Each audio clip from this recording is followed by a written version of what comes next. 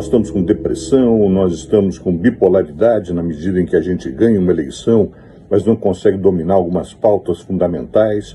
E principalmente, além do teu diagnóstico, qual é a terapia recomendada para a esquerda brasileira?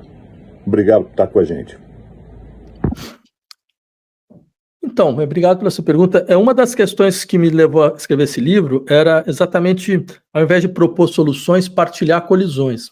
Essa era a ideia, né?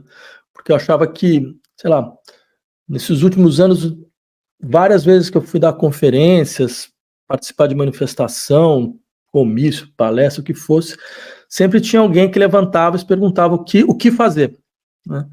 E é aí que eu vinha com essa ideia de, bem, olha, uma pergunta como essa mostra uma posição melancólica, né?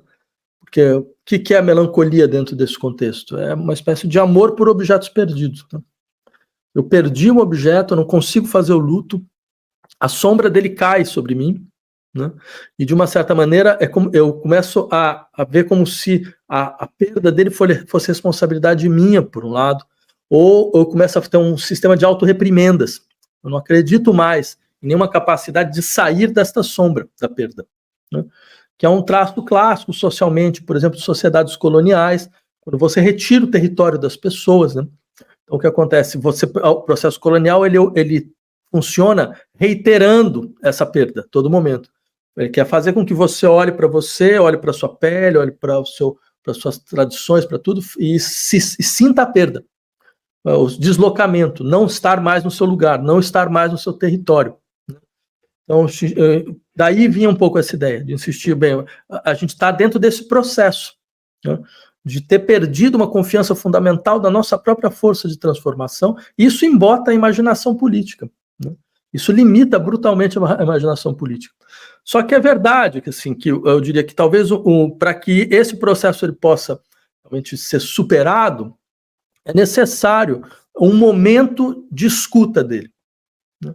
Acho que o momento, essa melancolia, ela diz alguma coisa, ela não é só uma estrutura reativa, ela diz alguma coisa das dificuldades objetivas atuais, do esgotamento da nossa gramática de lutas, necessidade de reconstituição dela, certo? E também da desconfiança em relação a certas alternativas que aparecem muito rapidamente, né? Quer dizer, como se estivessem vendendo transformações incríveis, enormes, que você não está vendo no final das contas, certo? E mais, num contexto histórico como o nosso, onde essa dinâmica da extrema-direita, ela é uma dinâmica mundial, ela é mundial, não há momento histórico da história recente que tenha acontecido algo parecido.